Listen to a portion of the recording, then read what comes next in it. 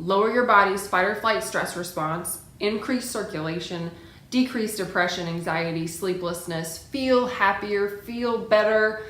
No potions, no pills, no payment plans. These are some of the health benefits that recent research has directly correlated with regular mindfulness exercises.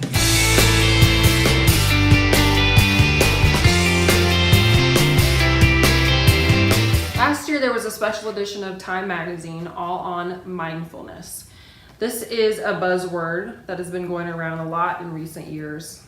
It's pretty hip and trendy, kind of like kale or farmhouse decor or craft breweries or men in rompers.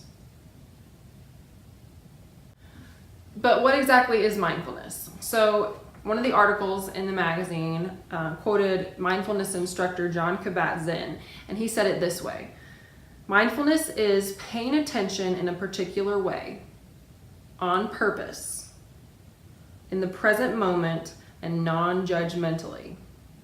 So think about that for a second. In the present moment, on purpose, without judgment. I'll be honest, it's hard to be fully present in a moment without judgment just for the sake of paying attention. But it has incredible health benefits if we're willing to actually spend the time to practice it.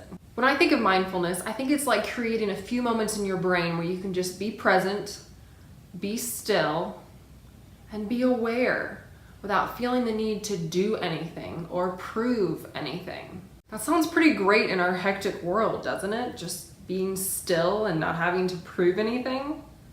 The power of mindfulness techniques is that you don't need any extra stuff around you to do it. All you need is your mind, the willingness to be patient with yourself, and the moment.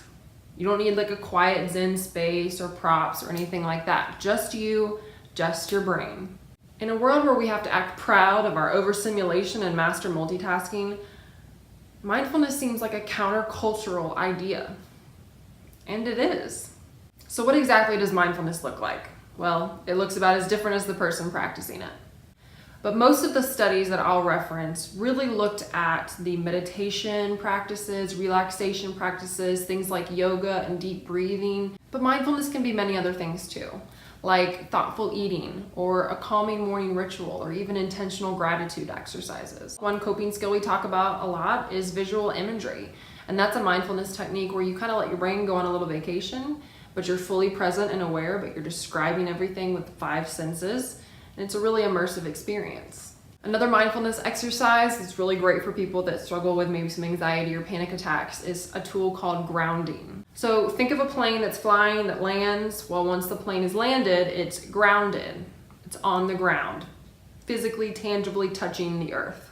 Same with our minds. Sometimes we have to ground our minds when they're getting a little overwhelmed all up here. So now we're going to do a little grounding exercise ourselves so you can get a taste of what that intentional stillness and focus looks like in mindfulness. Okay, we're going to do something called 5, 4, 3, 2, 1. So just follow my lead. You don't have to do anything. You don't have to be anywhere fancy. You don't have to do anything specific. Just where you're sitting right now, you can do it. So first, we're going to name 5 things that we can see. You're going to offer a little bit of description for each one. So I see, kind of like I spy, I see fresh cucumbers from my garden. I see my teal water bottle. I see the sun playing off of my windows. I see my chickens in the backyard. I see the trees blowing in the wind. Not too hard, right? 5 things you can see. Now we're going to do 4 things that you can hear. So this might take a little bit more effort because now we have to sit in silence for a moment and think, what can I hear? I can hear the TV on in the other room. I can hear the birds outside. I can hear the fridge. And I can hear my computer humming. So that's 4 things that I can hear. Okay, now 3 things that you can touch. So I am touching the chair. I feel my clothes on my skin. And I feel my feet on the floor. So that's 3 things that I can touch or feel. 2 things that I can smell. I smell my air freshener and my kitchen cleaner. And then the last one is 1 thing that you can taste. So I just had a cherry a little bit ago, so I can still taste cherry on my lips. Those are the basics. 5 things you can see, 4 things you can hear, 3 things you can touch, 2 things you can smell, and 1 thing you can taste. And all of a sudden you've become much more aware of your present surroundings. And just that little mindfulness exercise allowed your brain to kind of push away the distractions and just focus in on those few things.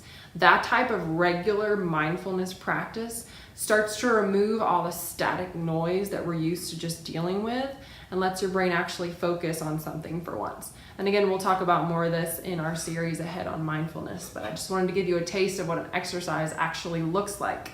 There are so many great mindfulness techniques and so many mindfulness benefits that we're going to actually spend the next couple weeks talking about those in particular.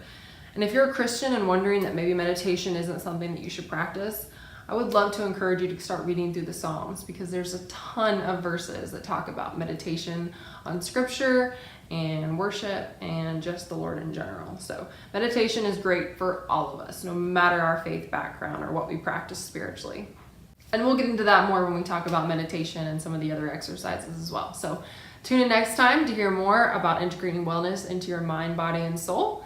And join me next time on This Full Life with Kelly.